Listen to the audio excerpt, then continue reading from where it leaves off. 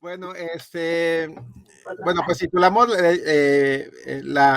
esta intervención Adolescencias en Bachillerato.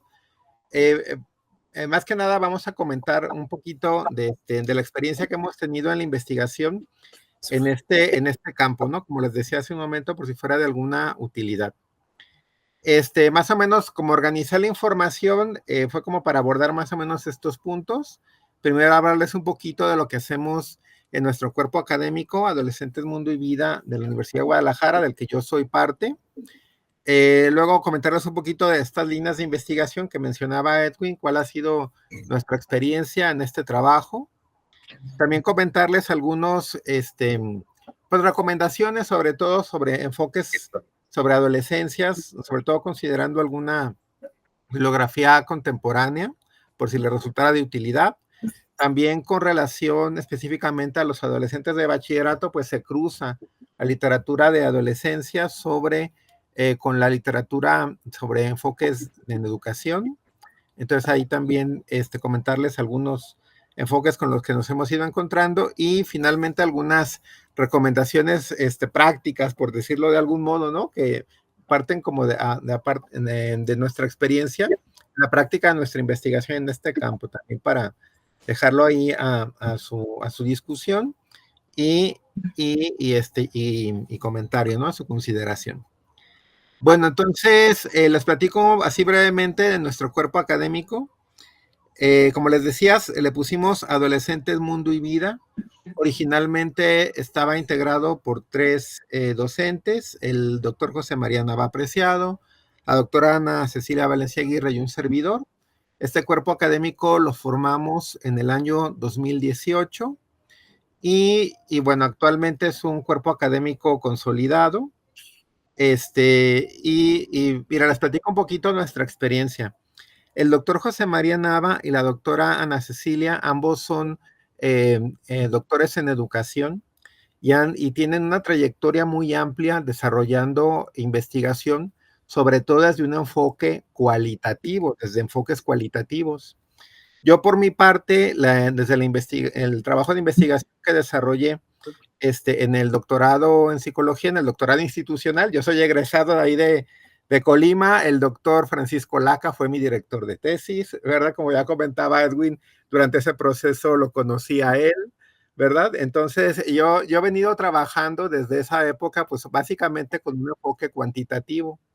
Entonces, para nosotros fue muy, muy interesante y muy enriquecedor en el cuerpo académico, desde las primeras interacciones, acercamientos que tuvimos, comenzar a discutir acerca de estos enfoques, ¿no? Eso se ligó también con otra cuestión, que es el hecho de que nuestro cuerpo académico es un cuerpo académico que pertenece al Departamento de Filosofía de la Universidad de Guadalajara, y entonces sí nos encontrábamos nosotros en nuestro propio departamento con una cierta reticencia, ¿verdad? De algunos colegas, compañeros filósofos, acerca del trabajo de campo, ¿no? Sí había como en nuestra propia comunidad una cierta visión un poquito tradicional de la filosofía, ¿no? Donde se creía que la filosofía pues estaba centrada únicamente, ¿verdad?, en las cuestiones teóricas y el asunto de que nosotros desarrolláramos trabajo de campo cualitativo y cuantitativo sí chocaba un poco con esa perspectiva tradicional. Creo que poco a poco, ¿verdad? La filosofía, la misma disciplina y la misma profesión filosófica se ha venido abriendo un poco más, ¿verdad? Hacia la necesidad de interactuar con otros enfoques, con otro tipo de investigaciones, y creo que a lo largo de estos años hemos ido tejiendo ahí algunos puentes de discusión entre enfoques cualitativos, cuantitativos y aproximaciones filosóficas, ¿no? Yo creo que nuestra presencia ahí en el departamento, bueno, tiene que ver mucho con eso, ¿no? De hecho, actualmente la doctora Ana Cecilia Valencia, en este periodo que acaba de empezar, comenzó a desempeñarse como jefa del departamento de filosofía. Actualmente es la jefa de departamento, primera jefa mujer, ¿no?, en la historia de nuestro departamento. Pero bueno, entonces vemos, ¿no?, que poco a poco, ¿verdad?, esta visión ha ido desarrollándose, ¿no? Uno de los estudios que publicamos, que fue en el 2021, fue precisamente este libro que contiene un estudio sobre manejo de conflictos interpersonales y violencia escolar en estudiantes de bachillerato. Quiero leerles un poquito esta parte del diseño metodológico, nada más esta partecita donde viene como nuestro enfoque, ¿no? Un poquito como para compartirles, ¿verdad? Esta visión que desde nuestra perspectiva estamos tratando pues de desarrollar, ¿verdad? De desarrollar, digamos que a través de este diálogo, ¿no? Miren, me voy a mover aquí poquito a ese apartado, al de metodología. Por ejemplo, en este estudio, que es un estudio cuantitativo, ¿verdad? Sobre manejo de conflictos y violencia escolar, pues bueno, pusimos aquí toda la descripción, pues, de que se trata de una investigación cuantitativa, no experimental, es post facto, todo esto, ¿no? Que normalmente se pone. Pero luego agregamos esta aclaración. Y pusimos, aunque en la literatura académica, en el ámbito de las ciencias sociales, existe una amplia discusión en torno a las diferencias entre los enfoques cualitativos y cuantitativos en la investigación, el posicionamiento del que parte el presente trabajo, y de hecho toda nuestra línea de investigación sobre estilos de manejo de conflictos, consiste en afirmar que ambos enfoques deben verse como complementarios, aunque, y esta es la parte que me interesa destacar en este momento, complementarios no en el sentido de que exista una necesaria armonía entre ambos, sino que consideramos que se trata de perspectivas en conflicto que pueden y deben enriquecerse mutuamente a través de un ejercicio continuo de diálogo y discusión, ¿verdad? Esta permanente diálogo, es decir, la complementariedad no en un sentido armónico de que todo embone, lo cual sería pues realmente poco plausible, sino más bien en el sentido de que a través de este permanente diálogo y discusión entre enfoques cuantitativos y cualitativos, pues vamos enriqueciendo mutuamente las distintas visiones, ¿no? Como apoyo pusimos aquí una cita de Edgar Morin, que nuestra posición en esta discusión, ¿verdad?, entre enfoques cualitativos y cuantitativos es una posición de tipo dialógica, o sea, en el sentido de buscar esta permanente enriquecimiento mutuo a través de un diálogo continuo y de una discusión entre estos enfoques, ¿verdad? Considerando que es poco plausible lograr una armonía total, porque pues, ya saben ustedes que se parte de presupuestos epistemológicos distintos, sin embargo, creemos que es importante esa permanente discusión, ¿no?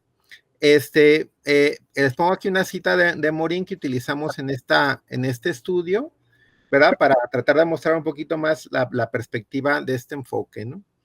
En un sentido similar, pusimos aquí, por ejemplo, Morin ha hablado de una permanente interacción dialógica entre comprensión y explicación, ¿verdad? En filosofía de las ciencias sociales, por ejemplo, se suele observar muchos de los enfoques de tipo cualitativo, ¿verdad? Utilizan el concepto de comprensión, el sentido del Verstehen, ¿verdad? De diferentes formas de comprensión, partiendo de la idea de que la conducta no se puede explicar por ser conducta libre, de agentes libres, la conducta humana, y que por lo tanto lo que se debe hacer es comprender, ¿no? El sentido, las motivaciones de la acción para los sujetos, ¿no? Y en la perspectiva cuantitativa se suele asociar la idea de explicación en el sentido de construir, ¿verdad? Explicaciones de relaciones entre fenómenos, explicaciones causales en su caso, y predicciones, ¿no? Sin embargo, consideramos, aquí siguiendo a Morin, que ambas perspectivas se pueden complementar, repito, no en el sentido de una plena armonía, sino en el sentido de un diálogo permanente. Dice, habla de una permanente interacción dialógica entre comprensión y explicación en la cual cada una de ellas remite a la otra, de manera constante y en corrección mutua, sin eliminar su antagonismo y sin construir un metanivel que la supere, manteniendo el conflicto de las posiciones, pero en permanente diálogo. Esto es lo que dice Morán. Comprensión y explicación pueden y deben controlarse, completarse mutuamente sin por ello eliminar su antagonismo y remitirse una a otra en un bucle constructivo de conocimiento. La explicación no podría finalmente explicarse a sí misma, los explicandas son inexplicables. La comprensión no podría finalmente comprenderse a sí misma, los comprehendas son incomprensibles, pero pueden ayudarse mutuamente a conocerse. Por último, sin que se pueda constituir un metanivel que supere a una y otra, se puede considerar su conjugación estratégica y su corrección mutua, ¿no? Entonces, en el marco de lo anterior, de esta permanente diálogo, se ha considerado que la elección del enfoque metodológico asumido en el presente estudio, que repito, este estudio fue un estudio de corte cuantitativo, no debe ser interpretada como la expresión de un compromiso ideológico, porque eso es lo que ocurre a veces, ¿no? Que en los enfoques cuanti y quali que se adoptan posiciones como de partido, ¿no? Y a veces o sea, hay una confrontación más de tipo política, ¿verdad? Sino, dice, no debe entenderse como expresión de un compromiso ideológico hacia la defensa de un determinado paradigma de investigación, sino solo como una cierta delimitación que, por un lado, permitirá llevar a cabo una determinada aproximación al conocimiento de un aspecto definido de la vida humana, pero que por otro lado tendrá sus necesarias e innegables limitaciones. O sea, todo parte de reconocer el hecho de que cada aproximación de investigación tiene alcances y limitaciones, y lo importante, ¿verdad? En nuestra práctica de investigación es mantener una perspectiva incluyente, ¿verdad? Es decir, todos los distintos enfoques aportan cada una desde su distinta perspectiva a tratar de construir estas comprensiones y explicaciones de los fenómenos.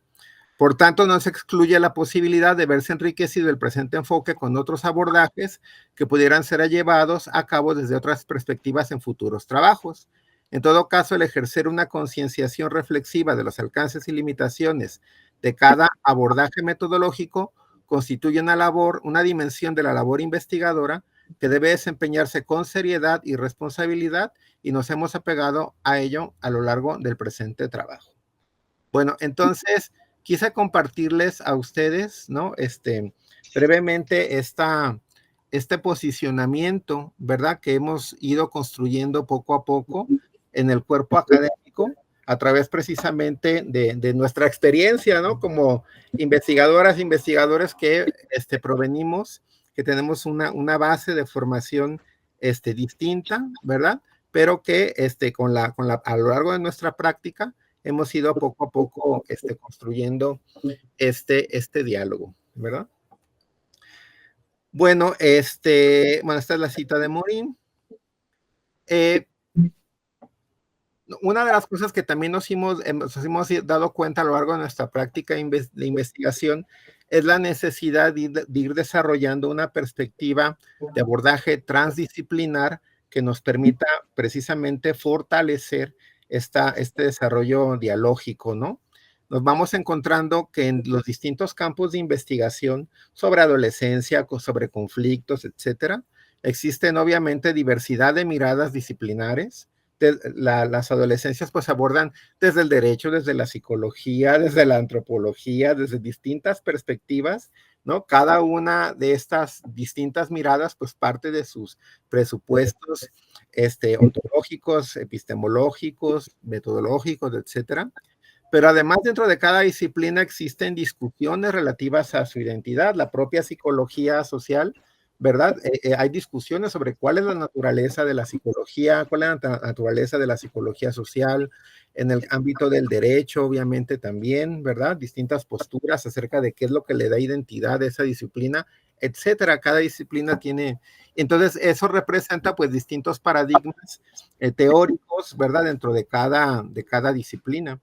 Diversidad teórica y metodológica, y de forma muy importante diversidad conceptual y terminológica, ¿no? Las distintas concepciones de adolescencia, de conflicto, de violencia, ¿verdad? A veces producen una gran gama de usos terminológicos, y entonces sí es muy importante, ¿verdad? Trabajar a nivel conceptual. Mucha de esta labor tiene que ver con ese trabajo a nivel conceptual, ¿verdad? Entonces, algunas estrategias para abordar estos problemas de diversidad, pues han sido, primero, la conexión entre la transdisciplinaridad y la especialización, o sea, a partir de la idea de que el enfoque transdisciplinar demanda un alto grado de especialización. Tejer estos diálogos entre las distintas disciplinas, bueno, supone, ¿verdad?, que ese diálogo parta de las distintas especializaciones del conocimiento que se van realizando en cada una de ellas. Pero a pesar de ello, a través del diálogo es posible identificar ciertos elementos comunes en estas distintas concepciones.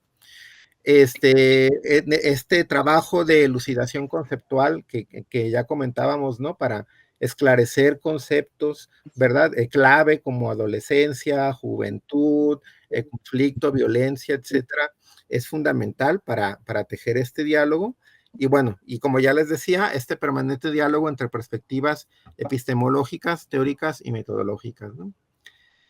Bueno, les comento un poquito de nuestro cuerpo académico. Tenemos un Facebook, miren, aquí voy a tratar de abrirlo. Recientemente algunos investigadoras se han unido a nuestro cuerpo académico. Originalmente les decía yo, éramos 3 personas, pero actualmente, precisamente este semestre, nuestro cuerpo académico creció, con la incorporación de algunos colegas más.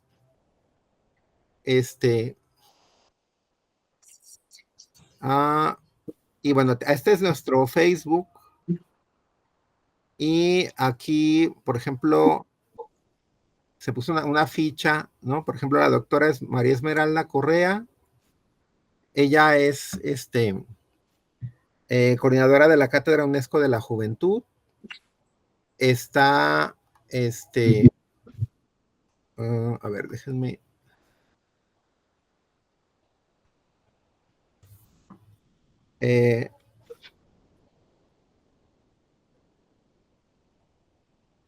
Aquí está el doctor Paris Aguirre, que él trabaja sobre todo cuestiones que tienen que ver con nuevas masculinidades.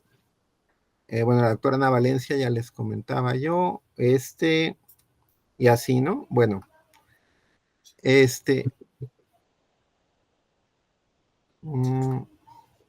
bueno, así es en términos generales, ¿no?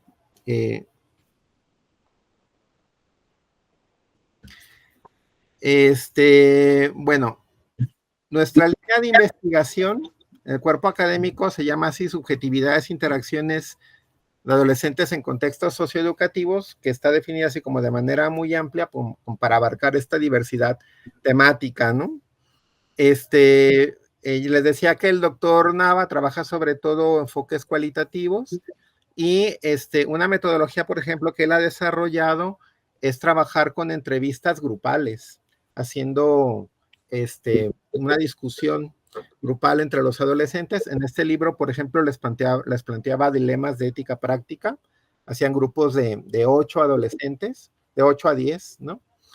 Y parte de la idea de que los adolescentes en las entrevistas grupales, al momento de estar expresando sus distintas opiniones, van enriqueciéndose mutuamente, ¿verdad? Y van a ejercer una especie de mutuo control y un proceso reflexivo cuando la entrevista es grupal, porque van escuchando las posturas de sus otros compañeras y compañeros, ¿verdad? Y van de esa medida entrando ellos mismos en un proceso reflexivo que les permite en el curso de la propia entrevista, pues ir desarrollando sus posicionamientos, ¿no? Les puse aquí el ejemplo de otro artículo sobre los significados de la amistad, donde se les preguntaba, haciendo entrevistas grupales a adolescentes, para ellos qué era ser amigo, qué era una amistad verdadera, etcétera. Y bueno, pues ahí veíamos, ¿no?, cómo existen en los propios adolescentes, se desarrollan ciertas visiones positivas acerca de la amistad.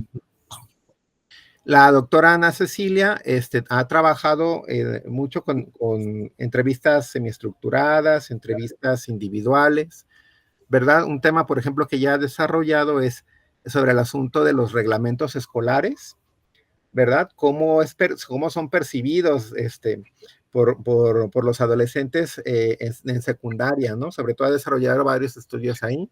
Por ejemplo, se ha dado cuenta cómo tienden los muchachos a rechazar la imposición del reglamento, ¿no? De una manera autoritaria, cuando se les impone, ¿no? Tienden a percibirlo así.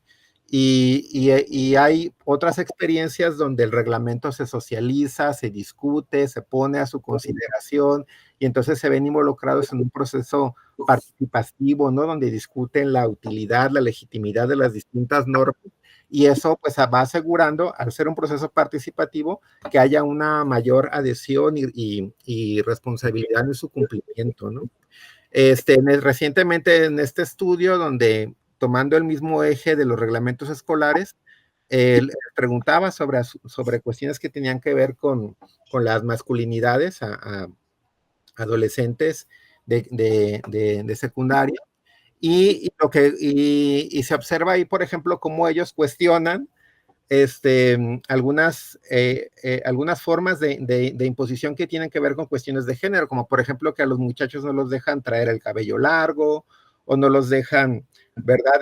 Llevar cierto tipo de vestimenta. Los muchachos, por ejemplo, han señalado cómo algunos prefectos y prefectas de disciplina, ¿verdad? Manejan estereotipos de género muy, muy rígidos, ¿no? Y les dicen, tú no te estás peinando como un hombre, ¿verdad? Debes cortarte el cabello. Y entonces ellos cuestionan mucho, mucho eso, ¿verdad? Veíamos, entre los adolescentes, pues se veía que en muchos de ellos sí hay una perspectiva un poco más abierta acerca del género y cuestionan la utilidad de ese tipo de normas, ¿no? Y señalando que, bueno, los reglamentos no deberían centrarse tanto en estos aspectos que tienen que ver con la apariencia y el vestir, sino en otros que tienen que ver más con aspectos de conducta antisocial, etcétera, ¿no?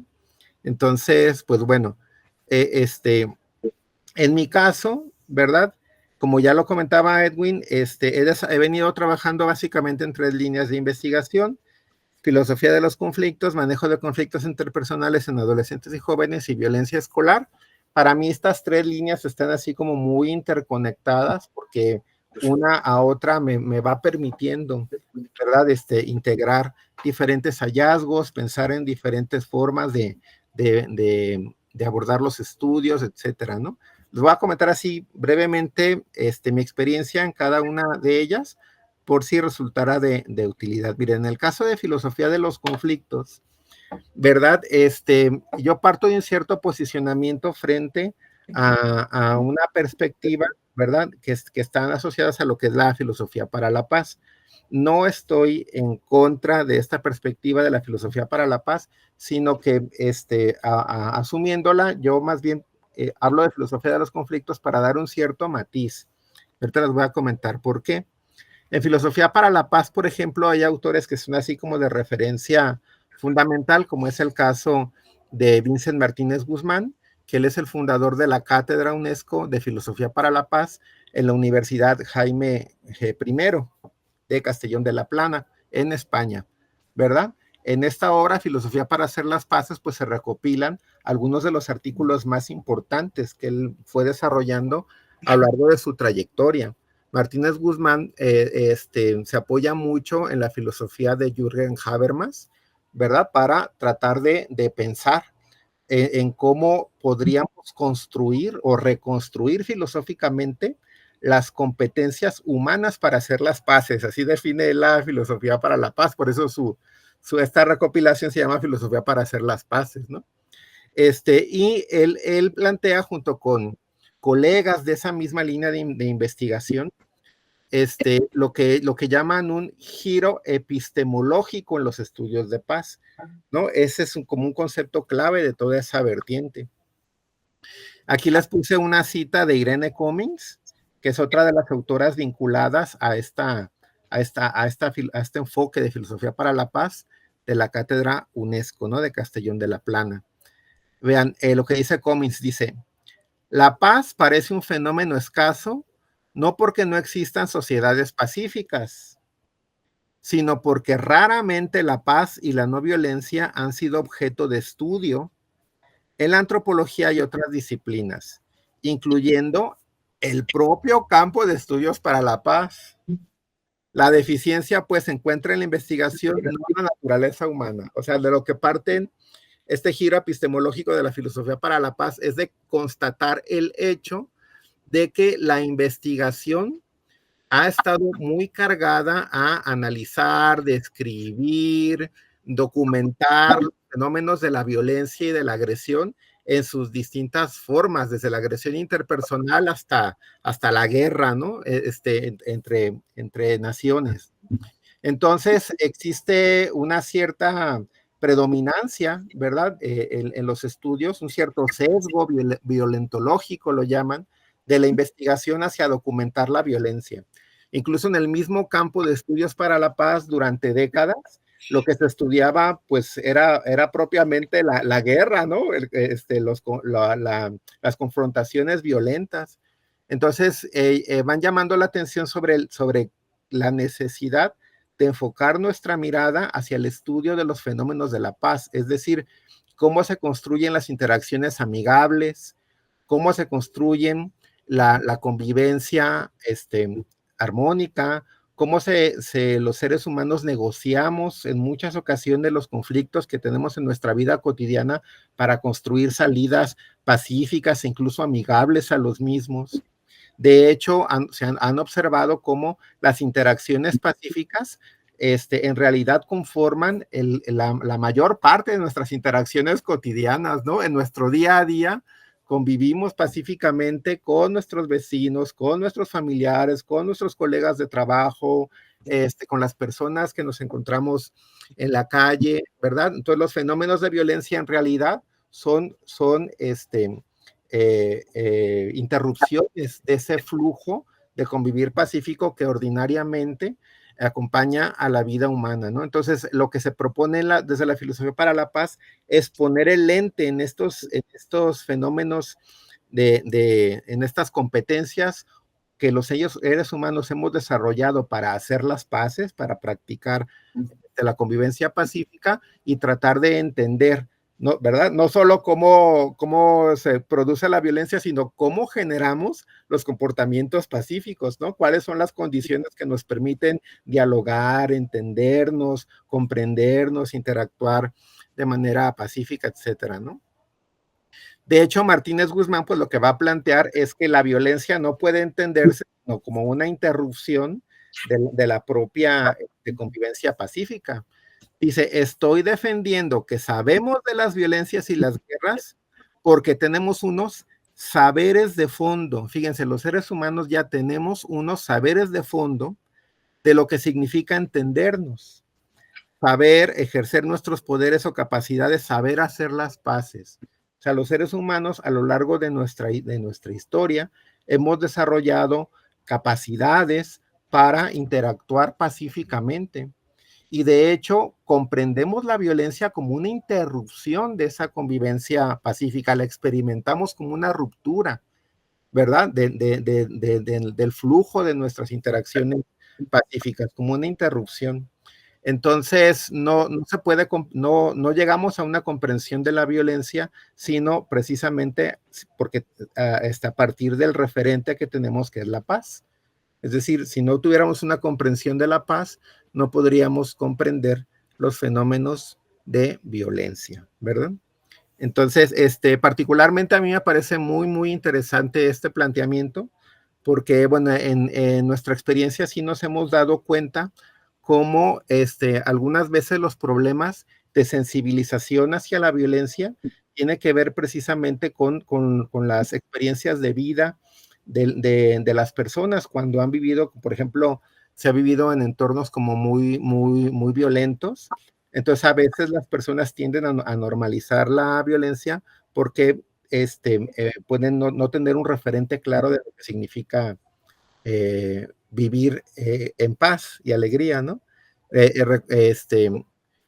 Por ejemplo, cuando un adolescente que se encuentra dentro de un entorno violento, de pronto llega a un lugar donde se le da refugio y conoce otro tipo de interacciones, ¿verdad? Pacíficas, enriquecedoras, etcétera, comienza a reflexionar lo que era su vida antes y entonces empieza a comprender cómo pudo haber pasado por experiencias de violencia que en su momento no las identificó como tales. Entonces creo que ese sí es un elemento, ¿verdad?, que tiene que ver con esto que dice Martínez Guzmán, de que la violencia no la podemos comprender si no partimos de esta referente de la paz, ¿verdad? Bueno, este enfoque epistemológico acerca de la paz también lo vemos reflejado en el campo escolar, en toda la literatura que se ha venido desarrollando sobre el concepto de convivencia escolar.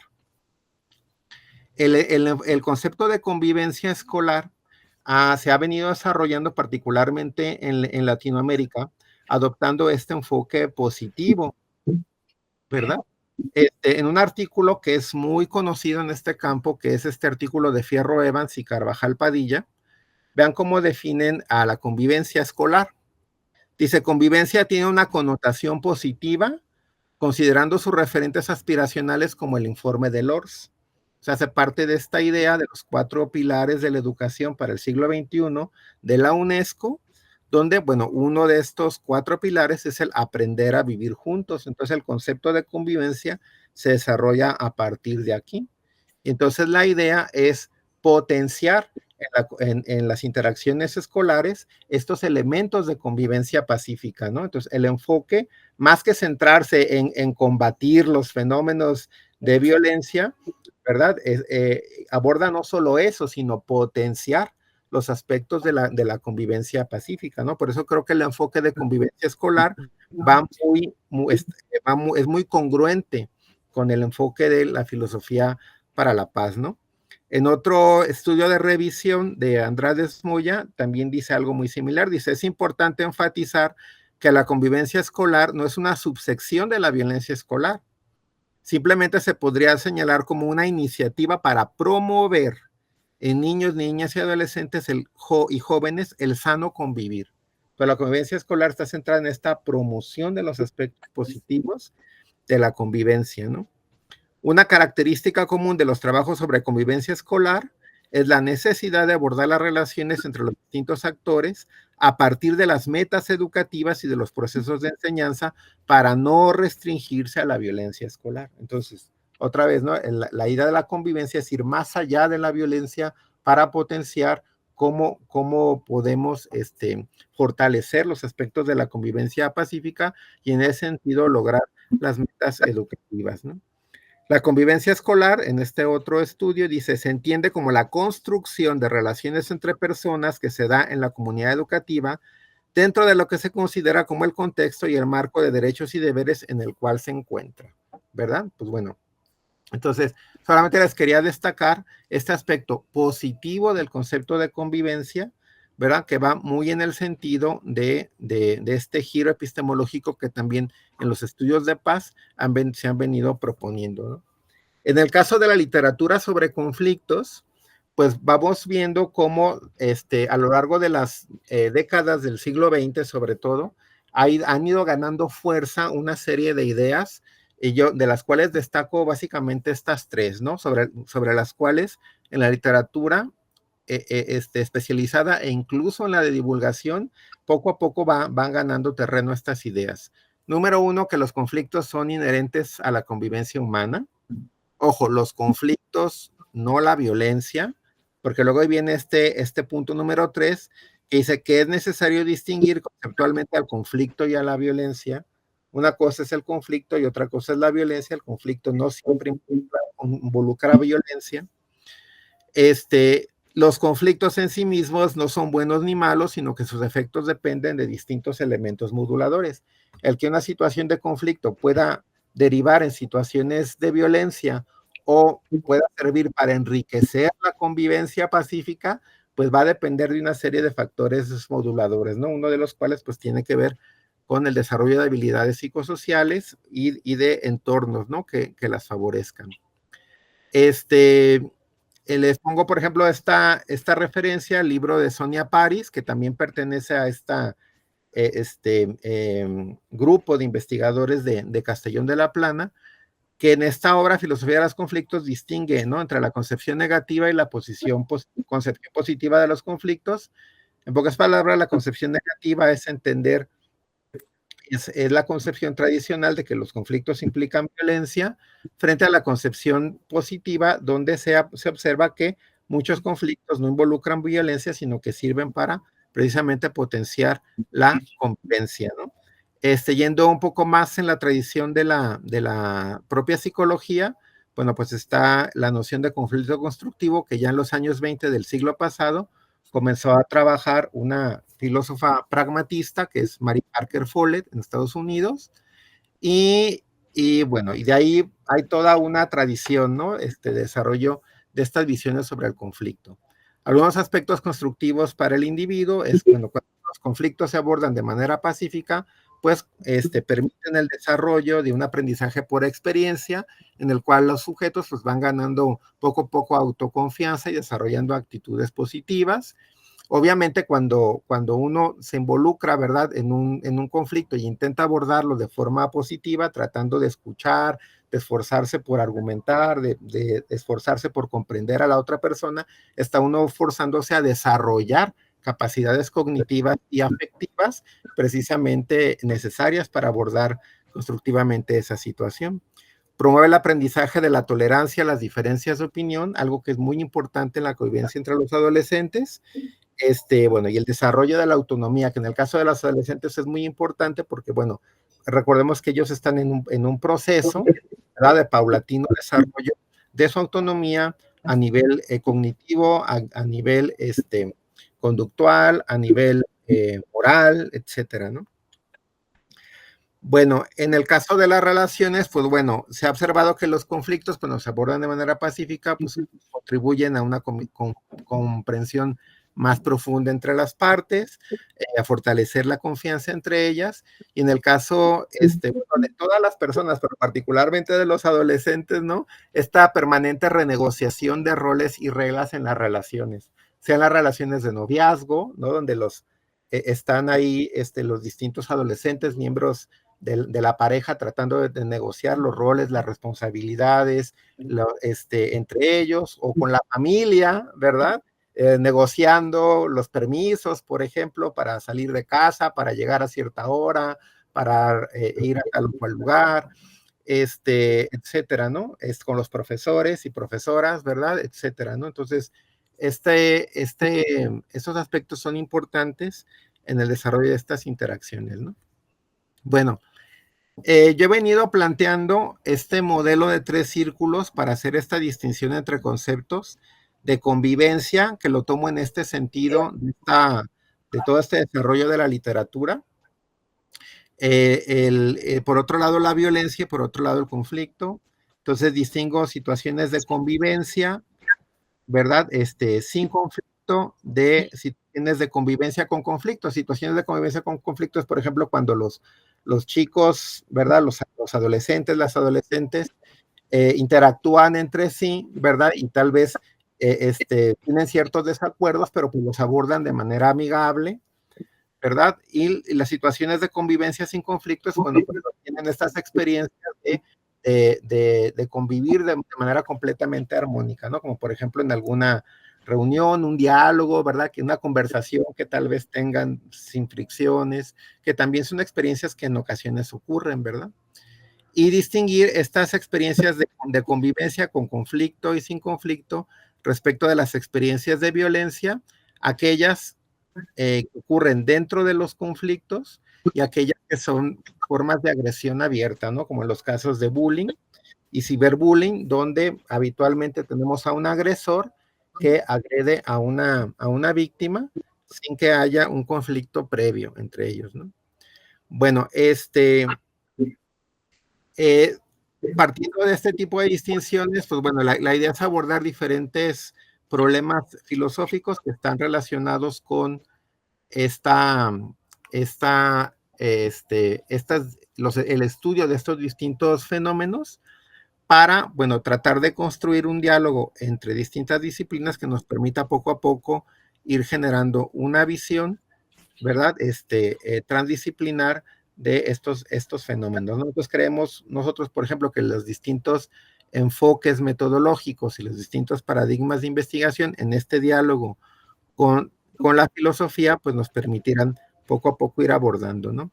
Este enfoque transdisciplinar del estudio de la convivencia, la violencia y el conflicto, pues puede usarse también para el estudio de la adolescencia, ¿no? Es decir, si ponemos aquí adolescencias y las distintas disciplinas que la abordan, con sus diferentes enfoques teóricos y metodológicos, vemos que es este diálogo transdisciplinar lo que nos permitirá, pues, poco a poco ir abordando hacia una comprensión, ¿no? de esta vertiente. Bueno, en nuestra línea de investigación sobre manejo de conflictos interpersonales, entonces pues vamos desarrollando estudios sobre distintos aspectos. El manejo de conflictos, tal como lo hemos venido trabajando, pues incluye distintas dimensiones, como las distintas concepciones acerca de los conflictos, la prevalencia de conflictos, ¿verdad? Los estilos con que se abordan y variables asociadas a ellos. Hay algunos modelos que están presentes en la literatura y una parte de nuestra investigación ha tenido que ver con ver si esos modelos se ajustan, ¿verdad? A los datos que vamos obteniendo a partir de las respuestas que dan los adolescentes de nuestro entorno a distintos instrumentos, ¿verdad? Por ejemplo, aquí en este estudio que publiqué junto con el doctor Laca, veíamos que encontrábamos información importante para ver que este modelo de 3 estilos encontraba un buen ajuste en los datos que nos presentaban nuestros adolescentes y jóvenes. En otro estudio, ¿verdad? Que hicimos también con estudiantes de secundaria, bachillerato y licenciatura, veíamos un modelo similar de 3 estilos, aquí con otro instrumento que se llama Conflictalk. Entonces los adolescentes veíamos que sí hay como evidencia, ¿verdad? De estos, para sustentar, ¿verdad? Estos modelos de 3 estilos de manejo de conflictos. Trabajando con otro instrumento, que es el instrumento de RAIM, un instrumento muy conocido también. Ese instrumento parte de un modelo parecido a donde se habla de 5 estilos de manejo de conflictos. Veíamos cómo en los adolescentes de nuestro contexto se valida un modelo de 4 estilos, ¿no? De manejo de conflictos en lugar de 5. Veíamos, por ejemplo, cómo los datos, ¿verdad? Tendían a agrupar estos estilos de transigentes, el estilo de negociar, de yo cedo algo, ¿verdad? Hasta a cambio de que tú cedas algo. Y el estilo integrativo es el que se conoce popularmente como ganar-ganar, es decir, ni yo cedo ni tú cedes, sino vamos a buscar una solución en la que ambos ganemos, ¿no? Obtengamos todo lo que queremos. Pero veamos que los adolescentes de acuerdo con nuestro estudio, pues no hay una distinción clara entre estos dos estilos, sino que los reactivos de ambos tienden a presentarse agrupados, ¿verdad? Entonces veíamos que, por ejemplo, este estilo le llamamos estilo cooperativo, y veíamos que, bueno, que hay literatura previa de estudios realizados en otros ámbitos que han mostrado que también los adolescentes tienden a tener esta comprensión de los estilos, ¿no? Bueno, luego fuimos observando, precisamente en este estudio que les citaba hace rato, que puede haber evidencia de que distinguen los adolescentes entre formas agresivas y no agresivas de manejo de conflictos, y eso pues nos lleva a generar un nuevo modelo, instrumento, donde distinguimos entre estilos agresivos y estilos asertivos. Es decir, los adolescentes parece que identifican claramente cómo a veces al abordar un conflicto puede uno actuar de manera dominante, pero al mismo tiempo sin agresión. Es decir, como cuando la persona tiende hay algo muy importante para ellos que está en juego, ¿verdad? Por ejemplo, imaginen la relación con un amigo y que sus padres se la quieran prohibir. Si para él es muy importante, probablemente tienda a mantenerse en su posición, pero si utiliza, ¿verdad? Formas no agresivas, ¿verdad? Para afrontar esa situación, podría estar utilizando un estilo dominante de tipo asertivo, ¿no? Diferente al adolescente que esa misma situación, y para mantener esa misma postura, sin embargo, recurre a actitudes violentas, ¿no? Entonces, vemos que distinguen sí claramente entre estas dos formas, etcétera, ¿no? Con relación a concepciones del conflicto, pues identificamos también distintas formas de entender a los conflictos, algunas constructivas, otras más negativas, etcétera, ¿no? Bueno,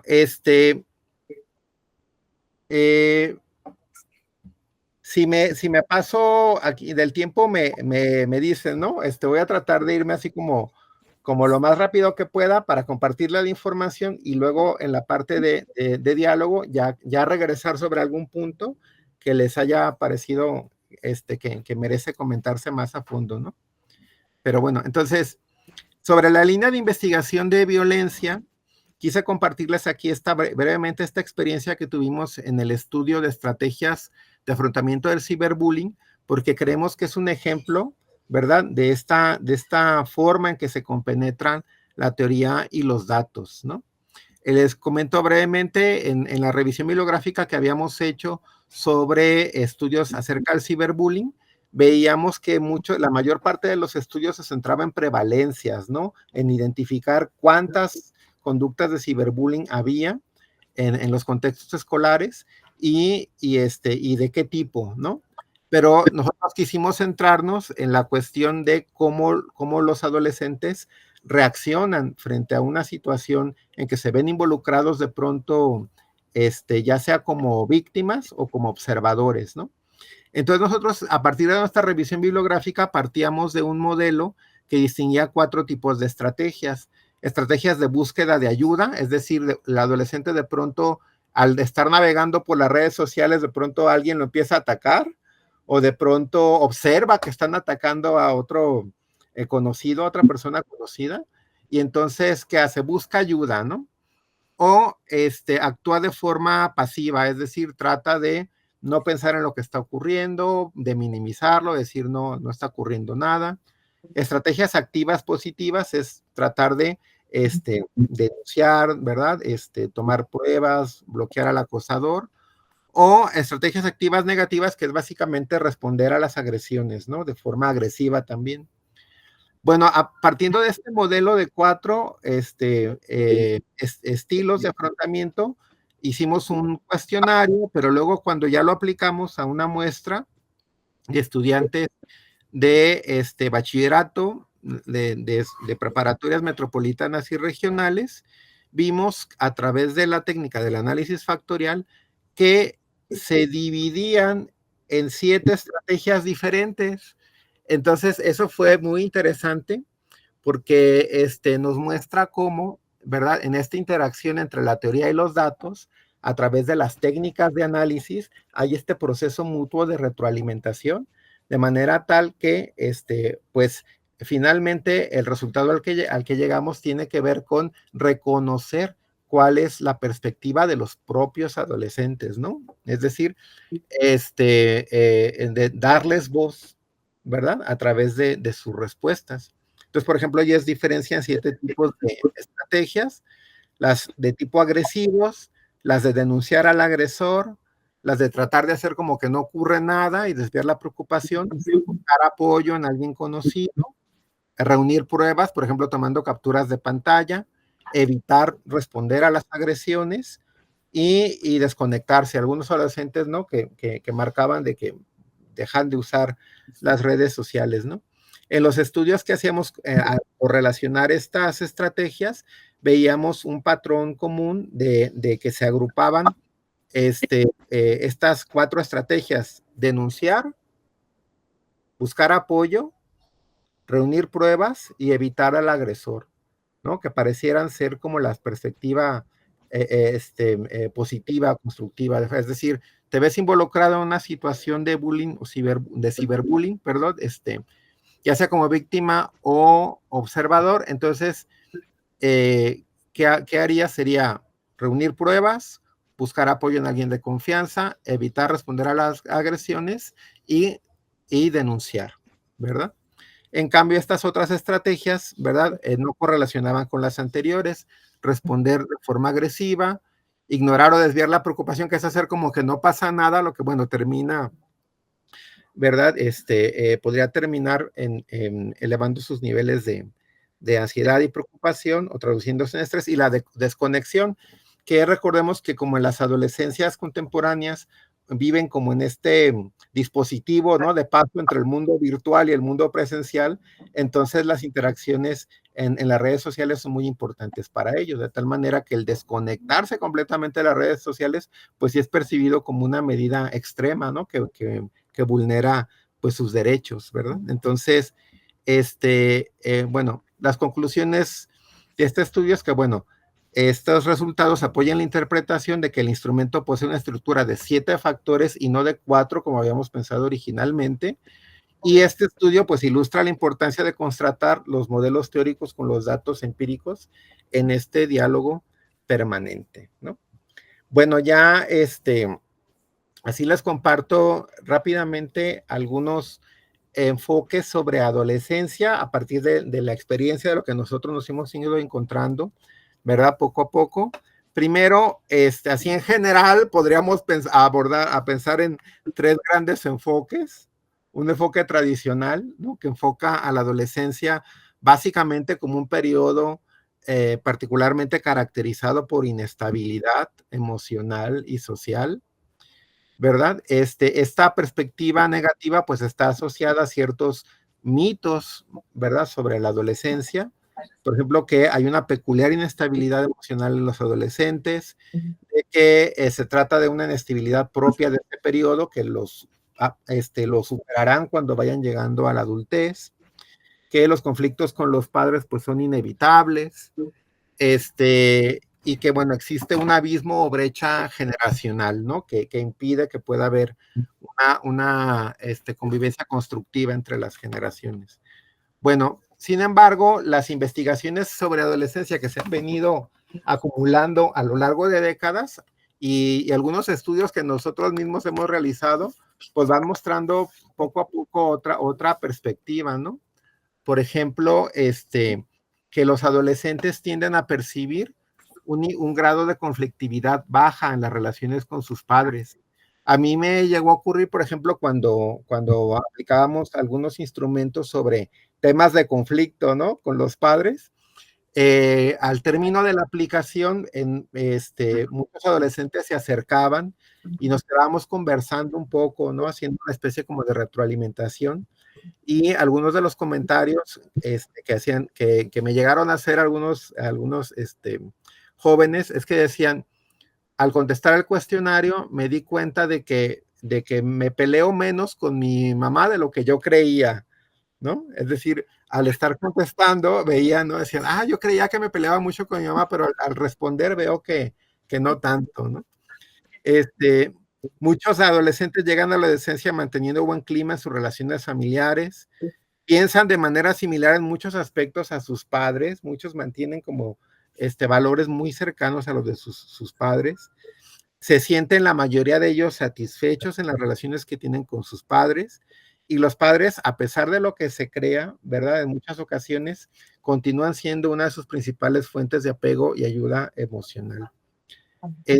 La mayor parte de los adolescentes, esta es una cita, mantienen relaciones armoniosas con sus padres y las desavenencias rara vez amenazan los vínculos afectivos que existen entre ellos, ¿no? A pesar de que hace años la existencia de conflictos era considerada como índice de disfuncionalidad familiar, en la actualidad se ha mostrado que cumple un rol adaptativo en el desarrollo del adolescente y el funcionamiento familiar en general, ya que contribuye a que los miembros de la familia toleren mejor las diferencias de opinión y aprendan habilidades de manejo de conflictos, como esto que ya hemos comentado anteriormente, ¿no? En cuanto a los temas de conflicto, por ejemplo, se observa que algunos temas de conflicto, cuando son muy frecuentes, por ejemplo, que tienen que ver con el quehacer doméstico o con las salidas, ¿verdad? A veces son campos en donde existe mucha conflictos muy frecuentes, pero son campos idóneos para esta renegociación de roles y de reglas que comentábamos hace rato. Y en ocasiones conflictos que tienen como la posibilidad de escalar más fácilmente en cuanto a su intensidad, porque tienen que ver con cuestiones que afectan a la identidad, como por ejemplo los temas religiosos o las preferencias, orientaciones sexuales, ¿verdad? A veces los conflictos se tienden a evitar precisamente porque se alcanza a percibir el potencial de intensidad que existe, ¿no? Entonces, muchas veces el hecho de que no haya conflictos explícitos no significa que no haya divergencias, ¿no? Y en muchas ocasiones el hecho de que haya conflictos frecuentes no significa que las cosas estén mal, sino que hay un proceso continuo ahí de renegociación, ¿no? Entonces, la perspectiva tradicional concibe básicamente a la adolescencia como una etapa de fuerte inestabilidad emocional, mayor presencia de síntomas psicopatológicos, proclividad hacia conductas de riesgo y rebeldía ante la autoridad. Frente a ello, pues se puede observar en la literatura una perspectiva optimista que considera que la inestabilidad es una característica del desarrollo humano completo, es decir, no se termina con la adolescencia, ¿no? Sino que a lo largo de la vida vamos experimentando situaciones, ¿verdad? De inestabilidad. El grado de desarrollo de síntomas psicopatológicos en los adolescentes, en términos generales, es similar a otros periodos de la vida. Existe un grado de acuerdo importante entre las generaciones y bueno, y esta que ya comentábamos de las relaciones con sus papás. Para nosotros es importante no caer, pues, digamos, en estos extremos de una visión completamente optimista, completamente negativa de la adolescencia. Y bueno, creemos que una perspectiva moderada es adecuada, es decir, considerando la adolescencia como un periodo que sí es particularmente difícil en la vida de las personas, pero sin esas connotaciones de dramatismo, ¿no? Que están presentes en la perspectiva tradicional, sino más bien desde una perspectiva más bien neutral, entendiendo que si bien es un periodo susceptible a factores de riesgo, también lo es a factores de protección, ¿verdad? Y bueno, y que el desarrollo que vaya teniendo el individuo, pues depende de una serie de factores, ¿verdad? Hay los enfoques actuales sobre la adolescencia, quisiera así nada más mencionarles, ¿verdad? Por ejemplo, este enfoque sobre el desarrollo positivo del adolescente ha tomado pues bastante fuerza en los últimos años, que es la idea de enfocar al estudio de la adolescencia desde la perspectiva de las fortalezas, ¿no? Un poco en este mismo giro, ¿verdad? Positivo que vemos en la psicología positiva o como mencionábamos hace rato, en la filosofía para la paz, en la convivencia escolar, a este giro hacia lo positivo, ¿no? En la literatura, bueno, hay algunos autores que son clave dentro del enfoque biológico. Miren, les había seleccionado aquí algunas referencias en particular. Miren, este texto, el de Jeffrey Arnett, que es básicamente el enfoque cultural. Este texto es un libro de texto que de hecho está pues traducido a nuestro idioma, ¿verdad? Aquí Arnett es conocido precisamente porque pone este énfasis en las diferencias culturales sobre la adolescencia y plantea una distinción entre lo que sería la adolescencia y lo que él llama adultez emergente, que ahí es donde estaríamos hablando más o menos del periodo de los 18 a los 25 años, ¿verdad? Donde, bueno, ya las personas, ¿verdad? Pasarían ese límite de la adolescencia y comenzarían a planear el desarrollo de su vida, ¿no? Entonces, es este enfoque de Arnett. Por otro lado, tenemos el enfoque el de Steinberg. Déjenme, que es el enfoque cultural, el enfoque, perdón, el enfoque de Steinberg es más bien, tiene más bien una orientación biológica, ¿verdad? Porque se basa mucho en el desarrollo, en los desarrollos que ha habido en los estudios sobre el cerebro adolescente, ¿no? Entonces aquí Steinberg plantea, por ejemplo, cómo el cerebro adolescente, bueno, el cerebro de las personas en general, pues tiende a mostrar la completa madurez alrededor de los 23, 25 años, ¿no? Y entonces, por ejemplo, él sí critica esta distinción que hace Jeffrey Arnett entre la adolescencia y la adultez emergente. Para Steinberg, tendríamos que hablar de adolescencia hasta que termina de madurarse el desarrollo cerebral, ¿no? Entonces, pues de hecho aquí en su manual, ¿verdad? Distingue estas distintas perspectivas y bueno, por aquí hace esta crítica al enfoque de Arnett, ¿no? Entonces, dice, algunos escritores también han sugerido, ¿verdad? Una nueva fase de la vida llamada adultez emergente, ¿no? Y ahí cita a Arnett. Y pues dice que a pesar de la evidencia, ¿verdad? De la popularidad de esta idea, pues cree que no es adecuada, ¿verdad? Entonces se basa mucho el enfoque de Steinberg, repito, en todo este desarrollo cerebral. De hecho, hay un libro de él que se llama La edad de la oportunidad, ¿verdad? Aquí donde habla es precisamente que a partir de este proceso de desarrollo cerebral, pues bueno, podemos ver que la adolescencia es una etapa de riesgos, pero también de oportunidades para el desarrollo de nuevas conexiones, ¿no? Cerebrales, etcétera. Por el hecho esto de que en el cerebro adolescente lo que ocurre es que durante la pubertad se producen así un montón de enlaces, ¿verdad? Conexiones neuronales, y luego con el curso de la adolescencia, algunos de ellos se da una especie como de poda, ¿no? En la que algunas conexiones van adquiriendo estabilidad y otras van desapareciendo.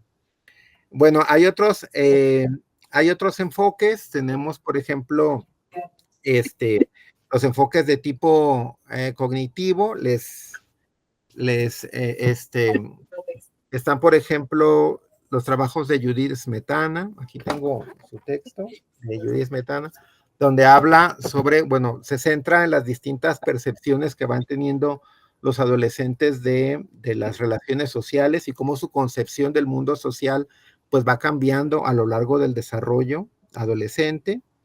Está también el enfoque sociorrelacional, ¿verdad? Que por ejemplo, tengo aquí este libro de Lawson y Collins, donde habla de precisamente cómo es en los distintos contextos relacionales, ¿verdad? Donde se van desarrollando las distintas capacidades y habilidades de los adolescentes, dependiendo de si esos contextos relacionales están más o menos eh, determinados por las normas sociales y culturales. En algunas relaciones, por ejemplo, como las relaciones de amistad, ¿verdad? Que son más libres, entonces los adolescentes experimentan, ¿verdad?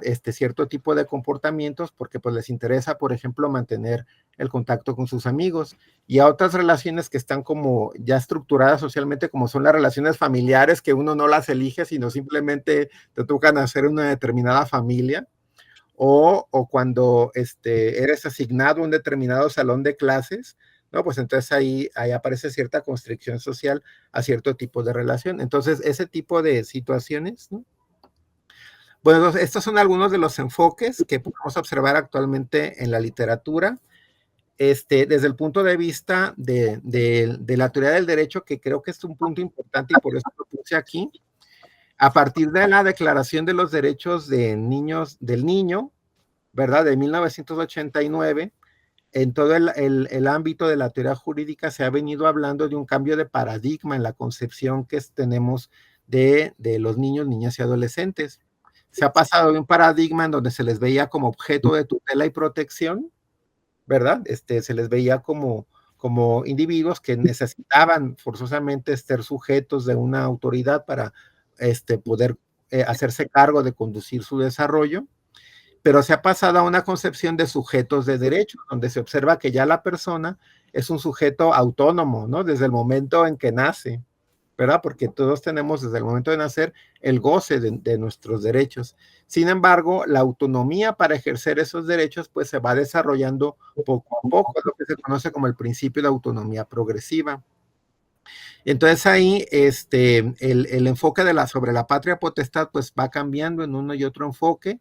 Si antes se entendía el ejercicio de la autoridad adulta sobre los menores desde un enfoque como más rígido y autoritario, en el paradigma del sujeto de derechos se da un enfoque más centrado en los cuidados, es decir, lo que hay que favorecer es la autonomía del individuo desde los primeros días de nacido, ¿no? Y conforme uno va acompañando el desarrollo de esa autonomía, pues el mismo grado de autonomía pues va ampliándose, ¿verdad? Entonces ese ejercicio de acompañamiento, de cuidado, ¿verdad? El que ejercen las distintas figuras de autoridad. Entonces, estos enfoques tanto de la psicología como del derecho, creemos que son referencias importantes para tejer en este diálogo esta comprensión de las adolescencias. Por último, también les menciono que existe en la literatura también una cierta distinción entre entre el concepto de adolescencia y las de juventud. Yo tuve la oportunidad de tomar un breve curso con Alfredo Nateras, este autor que es reconocido como juvenólogo, ¿no? Así se reconocen entre ellos, y una de las cosas que él nos comentaba es que en estos campos, ¿no? Que están más cercanos a los estudios culturales, a la antropología, a la sociología, etcétera, se tiende a ver el concepto de adolescencia como un concepto muy rígido de los psicólogos, ¿no? Donde se entiende como una especie de constantes universales. En cambio, ellos que apuestan más al asunto de la diferencia cultural, creen que el concepto de juventud está más asociado a esta comprensión sociocultural de los individuos, ¿no? Y entonces tienden a rechazar el concepto de adolescencia como una construcción, ¿verdad?, de la psicología que no, que es ajena a esta perspectiva, ¿no? Bueno, en nuestro caso, ¿verdad?, como lo comentaba desde el principio, creo que es importante considerar estas distintas posiciones, pero manteniendo siempre un constante diálogo, ¿verdad?, entre las perspectivas. Entonces, aquí hay toda una tradición, un desarrollo muy amplio de investigaciones sobre juventud que nos lleva a todo un campo, ¿no?, muy amplio de desarrollo, ¿verdad? Bueno, ya para terminar y no, porque ya me pasé bastante del tiempo, sobre los adolescentes en bachillerato, el punto tiene que ver con que, como aquí estamos abordando el estudio de las adolescencias en contextos educativos, entonces el estudio se cruza con distintas perspectivas sobre la educación. Y aquí tenemos algunas de estas perspectivas, bueno, que han ganado cierta fuerza, cierta popularidad en el campo, ¿no? Como este enfoque del estudio de la convivencia escolar, como ya les decía hace rato, los enfoques sobre educación socioemocional, los enfoques sobre formación de competencias ciudadanas, los enfoques de habilidades para la vida y obviamente los enfoques de educación para la paz, que aunque todos tienen puntos de vista en común, ¿verdad? Pues el énfasis de cada uno de ellos tiende a ser como diferente, ¿verdad? Entonces, bueno, si quieren, me quedo hasta aquí para no abusar demasiado, ¿verdad? Que yo veo que ya me pasé. Y bueno, quedo a sus órdenes. Muchas gracias por su atención. Gracias. ¿Cuáles son las perspectivas de ustedes como grupo de estudio? ¿A qué han llegado a observar? ¿Qué consejos nos puedes dar?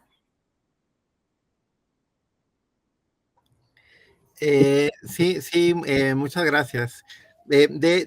Por cierto, de hecho había yo hecho aquí una especie como de listado, no sé si a eso se refiere la pregunta. Miren, algunas cuestiones como prácticas, ¿verdad? Que tienen que ver con la forma en que nosotros hemos poco a poco adentrándonos en estos terrenos.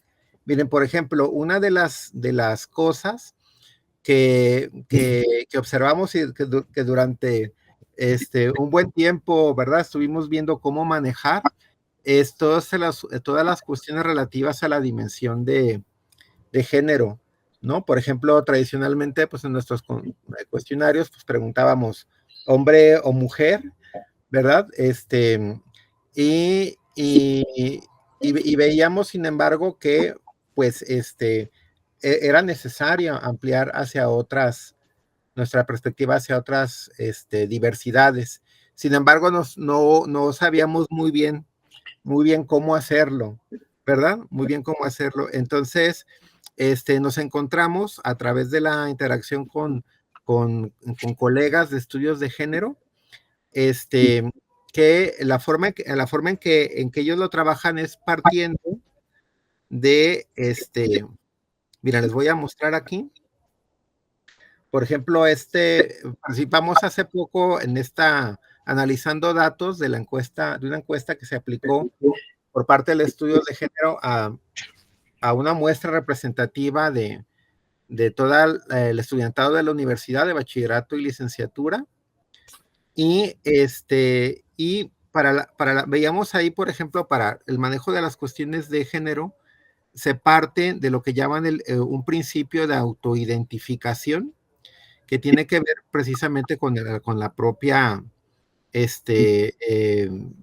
reconocimiento de los derechos, ¿no? De la persona a tener una identidad, ¿no? Se parte, por ejemplo, aquí de definiciones sobre expresión de género, ¿verdad? Orientación sexual, eh, entender el sexo, porque en los estudios de género, sobre todo los que se asocian con el feminismo de la segunda ola, se parte de la distinción entre sexo y género, como si el sexo fuera lo biológico y el género lo construido social y culturalmente.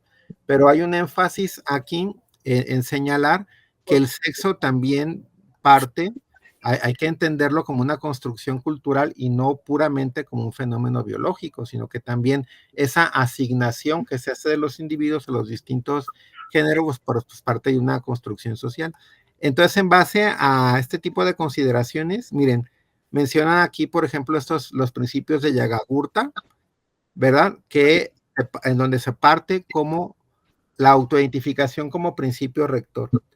Entonces, en el diseño, por ejemplo, de nuestros cuestionarios, ¿verdad? Ya estamos considerando implementar una estrategia que sigue más o menos estos principios, ¿verdad? Preguntamos, por ejemplo, por tu identidad de género, tú eres hombre cisgénero, mujer cisgénero, hombre transgénero, mujer transgénero, no conforme con el binarismo u otro, de acuerdo con tu orientación sexual, porque también yo me encontré que existe una guía de la APA, que es esta, que aquí les quiero compartir, donde se recomienda,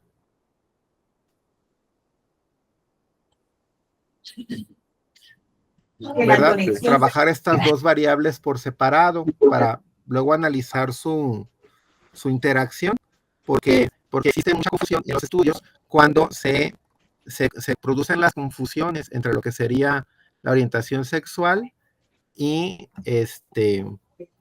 y la identidad de género. Entonces, esta es una guía, ¿verdad?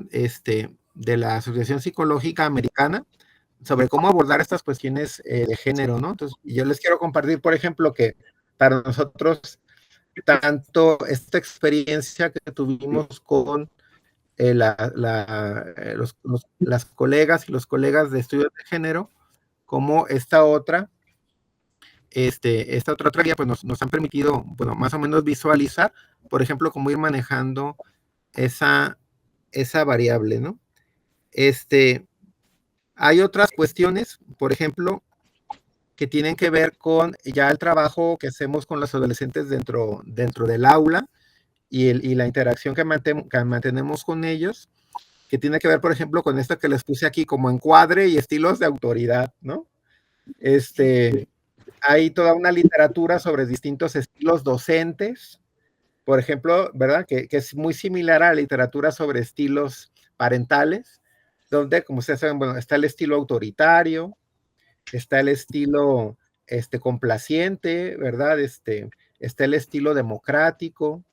Y entonces el desarrollar estos estilos de autoridad, un estilo de autoridad, como les decía yo, en los estudios de la doctora Valencia sobre reglamentos escolares, veíamos que los adolescentes tienden a valorar mucho este reconocimiento a su autonomía y esta interacción responsable, ¿no?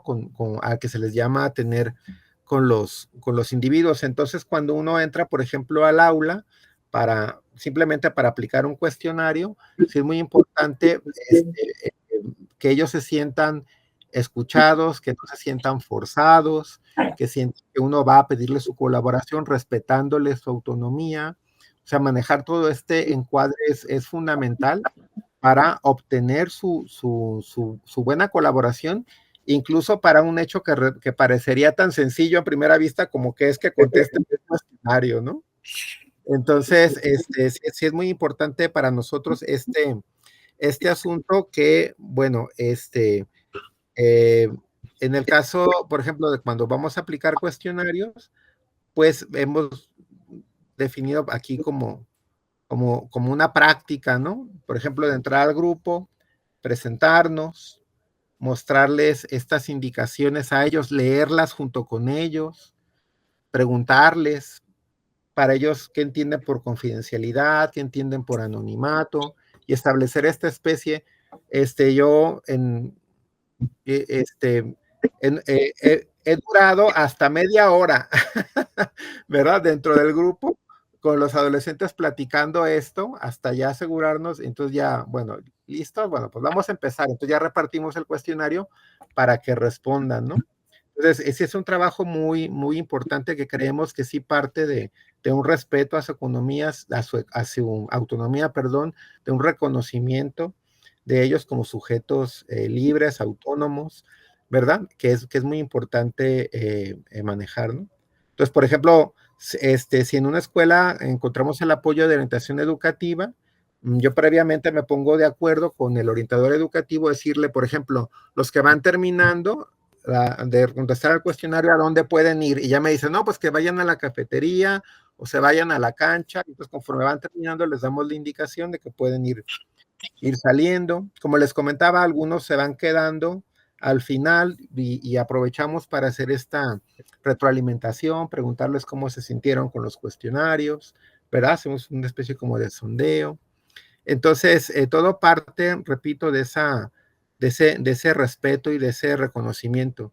Y hemos encontrado que este trato, que aparentemente tuviera una consecuencia únicamente ética, tiene una relevancia metodológica muy, muy profunda, porque eso nos garantiza, por ejemplo, que la calidad de los datos que recopilamos.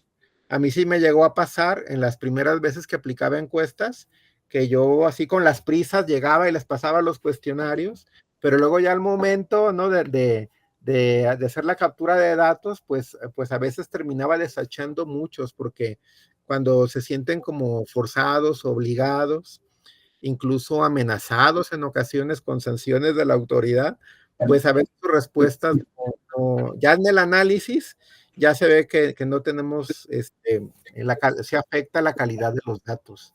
Entonces, estas cuestiones éticas también tienen implicaciones metodológicas importantes. Y bueno, pues eso tiene algo que ver con algunas experiencias, ¿no? Que hemos tenido ya en el trabajo de campo. No sé si la pregunta iba por ahí o me fui por otro lado. No, está bien, está muy bien, Alejandro. Muchas gracias. Ajá. Sí. Sí, no, sí me escuchas, Alejandro. Sí, se escucha bien. ¿Qué tal? Habla Francisco Delgado aquí del muchísimas gracias por la plática. Mi pregunta va un poco también en el sentido de lo que preguntaba la doctora Ana, solo que va más orientada a saber si nos podrías platicar sobre el contexto socioeconómico de los bachilleratos que ustedes eligieron. ¿Cuántos bachilleratos, en dónde estaban, si son parte del sistema de la Universidad de Guadalajara, cómo los eligieron? Bueno, son muchas preguntas, perdón, pero más bien relacionadas con este tema del contexto socioeconómico que influye o del que forman parte los bachilleratos que ustedes trabajan. Sí, bueno, la mayor parte de los estudios que hemos trabajado nosotros directamente, pues han sido muestreo por conveniencia, ¿verdad? Entonces, generalmente partimos de relaciones que previamente vamos estableciendo con las distintas escuelas, y entonces sí, la mayor parte de nuestros estudios pues tiene esa limitación. Hemos trabajado sobre todo con bachilleratos públicos de la zona metropolitana de Guadalajara, ¿verdad? Es decir, casi todos de la propia Universidad de Guadalajara, situados en distintas partes de la ciudad. Y algunos otros estudios, por ejemplo, el estudio que hicimos sobre ciberbullying, que fue un estudio que hicimos en colaboración con colegas del Centro Universitario de Ciencias de la Salud, ¿verdad? Con quienes hemos establecido una relación de colaboración, pues ya varios años. Entonces, por ejemplo, ese estudio sobre ciberbullying, aunque el muestreo fue también por conveniencia, logramos, ¿no? Que se involucraran 3 bachilleratos regionales dos bachilleratos regionales y dos bachilleratos metropolitanos de la Universidad de Guadalajara. Y aparte, tuvimos la participación de una institución particular, de un bachillerato, de una escuela particular que era bachillerato y secundaria, ¿no? Entonces, ese es uno de los estudios más grandes que hemos hecho, ¿verdad? Que incluía bachilleratos públicos dentro de la zona metropolitana, bachilleratos públicos regionales, hay una escuela particular, de sostenimiento privado, ¿no? También se incluyó, perdón, me faltaba una secundaria pública, entonces pudimos hacer algunas comparaciones, ¿no? Entre bachilleratos privados y bachilleratos públicos y escuelas regionales y metropolitanas, ¿no? En términos generales, pues fuimos encontrando algunas pequeñas diferencias, como en variables muy, muy específicas, pero en general las diferencias pues no eran así como tan acentuadas, ¿no? Sí creemos que es importante, ¿verdad? Bueno, en algún momento que tengamos oportunidad a tener trabajos con un muestreo representativo más amplio, ¿no? En el caso de la encuesta universitaria de género que les comentaba yo hace rato, que fue un trabajo que nos tocó hacer, que empezamos hace como un año más o menos por estas fechas, no es cierto, como en julio del año pasado. Ese muestreo que se hizo fue una muestra de más de 7,000 estudiantes de bachillerato y de licenciatura de la Universidad de Guadalajara, y ese sí fue un muestreo representativo que se calculó con un nivel de confianza del 95%, ¿verdad? Y personalmente me tocó, por ejemplo, a mí examinar datos que tenían que ver con sintomatología depresiva y satisfacción con la vida. Y yo me sorprendí porque yo también pensaba esperar diferencias como mucho más marcadas, y luego observé que en realidad no eran tantas. Miren, déjenme, aquí les comparto brevemente una tablita, nada más como para ilustrar este punto. Déjenme, así rápido, miren. Así de rápido. Miren, les muestro aquí, por ejemplo, esta tabla sobre sintomatología depresiva, miren. Sí, perdón, déjenme les comparto mi pantalla. Me pasó. Vean, por ejemplo, sobre sintomatología depresiva.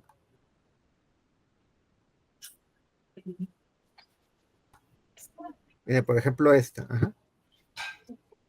Por ejemplo, hice el análisis aquí separando bachillerato metropolitano, bachilleratos regionales, licenciaturas metropolitanas, licenciaturas regionales, y veía, por ejemplo, cómo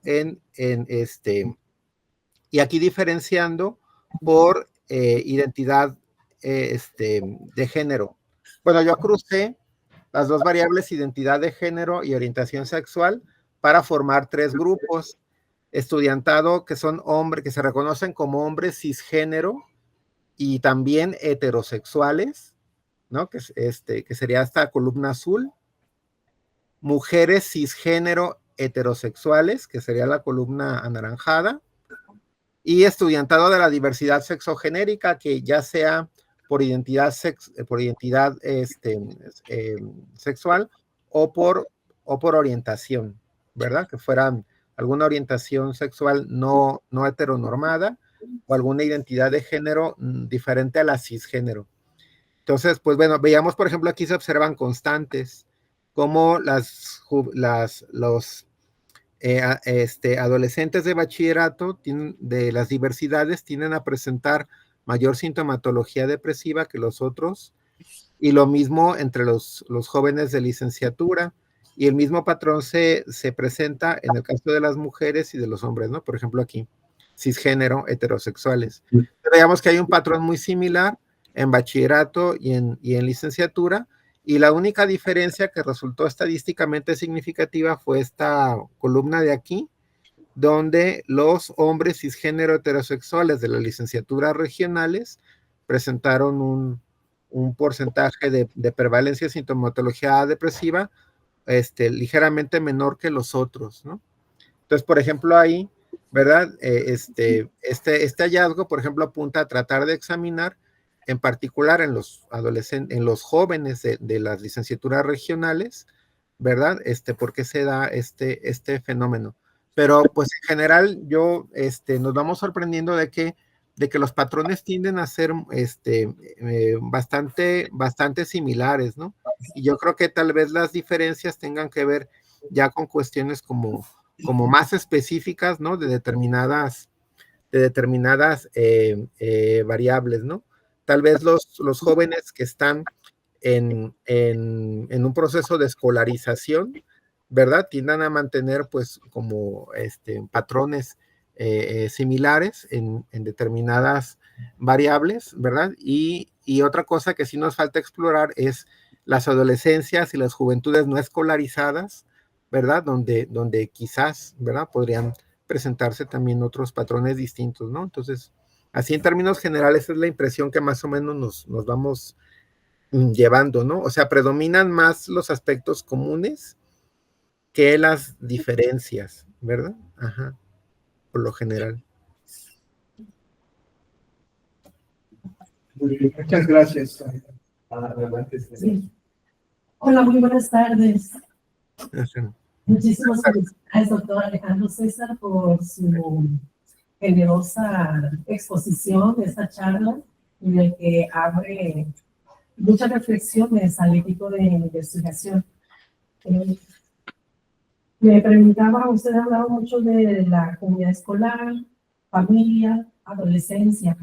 ¿Qué nos puede decir sobre cómo las adolescencias también impactan otras instancias ideosocializadoras? Estoy pensando grupos vinculados con la religión, ¿no? En cualquiera de sus denominaciones.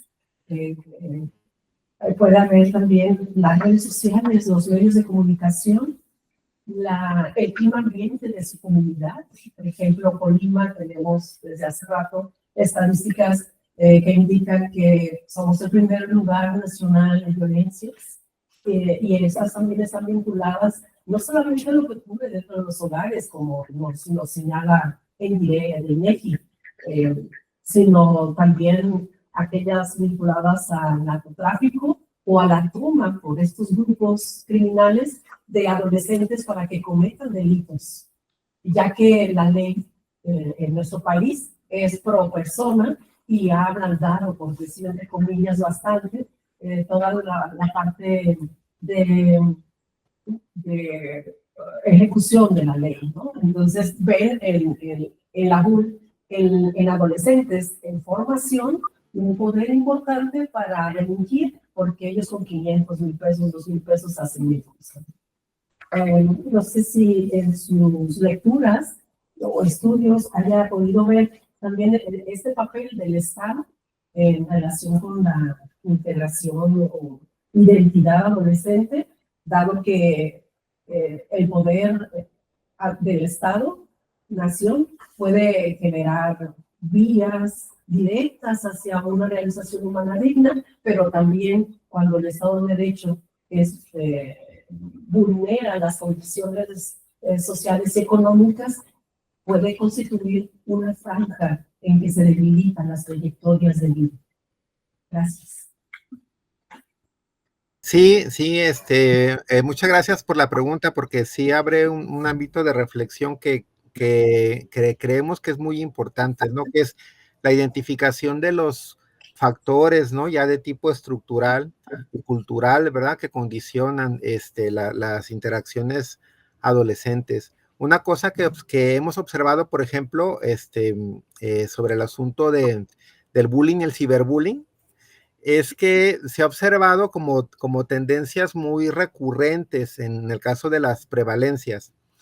Se ha observado, por ejemplo, como algunas estadísticas sobre bullying y ciberbullying, que reportan datos de prevalencia muy altos, como 60%, 70% de bullying y ciberbullying, frente a otros que reportan porcentajes más bajos. Bueno, pues generalmente esas diferencias tienen que ver con las metodologías de medición, no, más bien con el asunto de la operacionalización e instrumentación, ¿verdad? Son cuestiones de tipo metodológico. Entonces, a distintos artículos de revisión han señalado, ¿verdad?, cómo muchas de esas diferencias a veces hacen incomparables los estudios por problemas de tipo metodológico. Sin embargo, ya haciendo una revisión como muy puntual, por ejemplo, hay instrumentos que evalúan bullying y ciberbullying desde lo que llamamos violencia escolar recurrente, que por ejemplo es cuando los adolescentes responden que han sido víctimas de tales o cuales conductas, muy frecuentemente o siempre, ¿no? Entonces decimos, eso se le llamaría recurrente y diferente a la violencia ocasional, que es algunas veces o alguna vez, ¿no?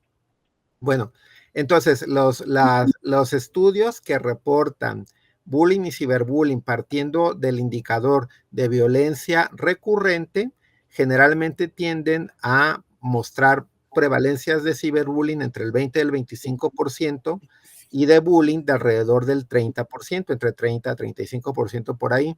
Y ese es un dato que se replica en muchos estudios en diferentes países. Entonces, una de las cosas, ¿verdad?, que han señalado algunos autores al mostrar esta recurrencia, pues es el hecho de que probablemente pues obedece a factores estructurales, ¿no?, que están ligados con el propio funcionamiento de las dinámicas capitalistas que se ligan a los fenómenos de discriminación, porque digamos, el capitalismo tiene una cierta dinámica que favorece el desarrollo de ciertas formas de discriminación, ¿no? Los fenómenos de racismo, de clasismo, de sexismo, etcétera, a veces se vinculan con los propios mecanismos de mercado, ¿verdad? Que son aprovechados en muchas ocasiones pues por la industria cultural, ¿no?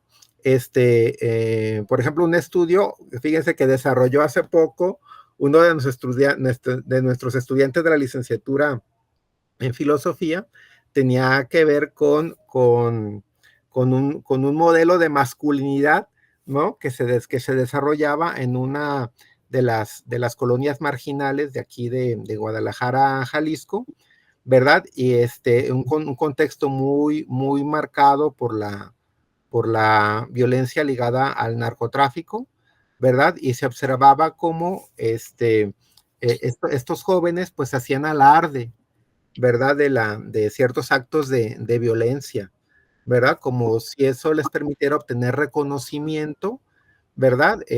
A esa social a partir de esas formas de masculinidad y cómo la propia industria cultural, ¿verdad? Toma esas figuras y las convierte en elementos de consumo, ¿verdad? Para la música, para la estética, de los videos musicales, etcétera. Entonces se liga las dinámicas capitalistas con esta reproducción de modelos de masculinidad que luego interfieren en prácticas sociales, ¿no?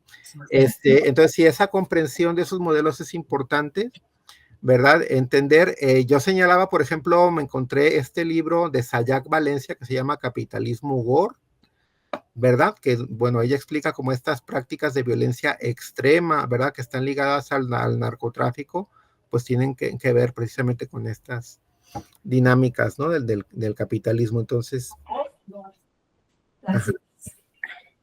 Gracias. sí. Sí, el papel de la industria cultural, ¿verdad? Parece que es tremendo, ¿verdad? Porque las adolescencias y las juventudes son consumidoras, ¿verdad?, de muchos de estos productos con las plataformas, ¿verdad?, virtuales. Entonces, sí es importante, ¿verdad?, considerar el papel, ¿no?, que ejercen en la construcción de estas representaciones, ¿no? Gracias. Ajá.